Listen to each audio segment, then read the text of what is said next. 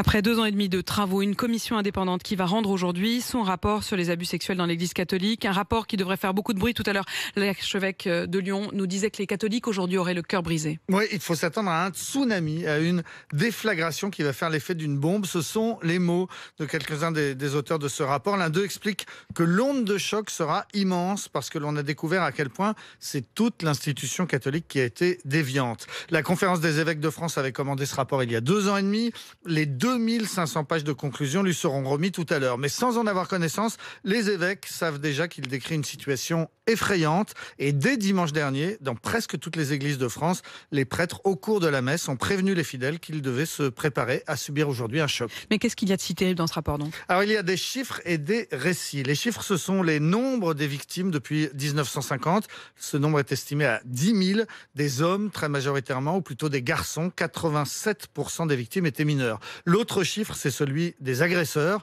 Entre 2900 et 3200 prêtres, estimation minimale. Ça représente environ 3% des prêtres qui ont exercé depuis une soixantaine d'années, 3% des prêtres pédophiles, pour ne parler que de ceux qui ont été découverts. Et qui sont les auteurs du rapport ? Comment est-ce qu'ils ont travaillé ? Alors tout est parti, on se souvient de l'affaire Prénat à Lyon il y a 3 ans. Prénat du nom de ce prêtre qui avait abusé de jeunes scouts pendant des années, en profitant du silence de sa hiérarchie qui fermait les yeux. La conférence des évêques a alors demandé à Jean-Marc Sauvé de constituer une commission indépendante. Jean-Marc Sauvé, c'est un ancien très haut fonctionnaire qui venait de prendre sa retraite. Il a obtenu de travailler comme il l'entendait, avec des moyens financiers presque illimités. Il a rassemblé une vingtaine d'experts, avec autant d'hommes que de femmes, autant de croyants que de non-croyants, mais aucun religieux ou membre de l'Église catholique et aucun représentant des associations de victimes. Des appels à témoins ont été lancés. Plus de 6000 victimes se sont manifestées. 250 d'entre elles ont été longuement auditionnées. Ça a donné lieu à des confessions intimes, mais surtout à un grand déballage d'horreur. Le récit de toute la panoplie des violences sexuelles, des sévices, des viols, des attouchements, des actes de torture ou des pratiques esclavagistes sur des enfants de la part de religieux. Ces centaines de pages de témoignages seront rendues publiques aujourd'hui.